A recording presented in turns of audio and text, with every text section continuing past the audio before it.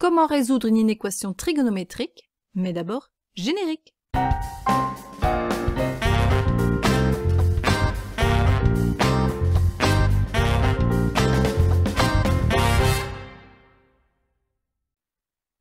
Utilisons un exemple pour illustrer la résolution d'une inéquation trigonométrique.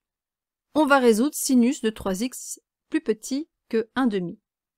Et pour cela, on va toujours s'aider d'un cercle trigonométrique. Et la première chose à faire, c'est de porter 1/2 sur le bon axe.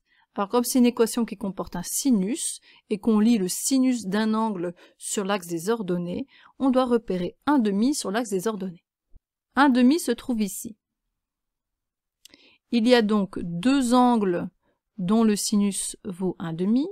Dans le premier cadran, j'ai pi sur 6.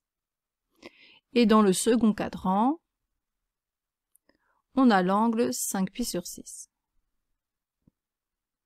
Comme on veut résoudre l'équation sinus de 3x plus petit que 1/2, je vais repérer tous les angles du cercle dont le sinus est bien plus petit que 1/2, et je me trouve donc sur cette portion du cercle.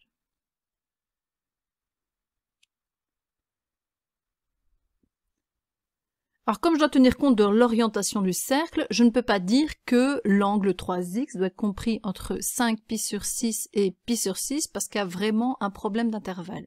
Donc on va chercher un angle équivalent à pi sur 6 mais qui serait du coup plus grand que 5pi sur 6 et cet angle-là c'est 11pi sur 6.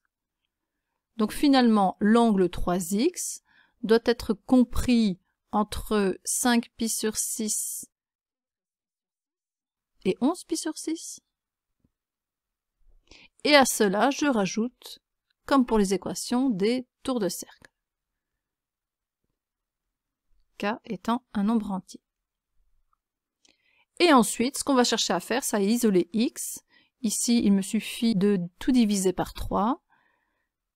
5pi sur 18 plus 2kpi sur 3. Et 11pi sur 18 plus 2kpi sur 3.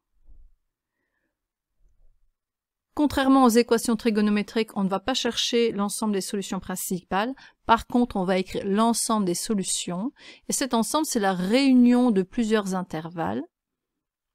Alors ici, il s'agit d'intervalles ouverts.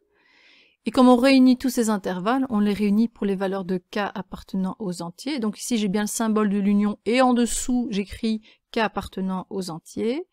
Et je recopie les angles 5pi sur 18 plus 2kpi sur 3,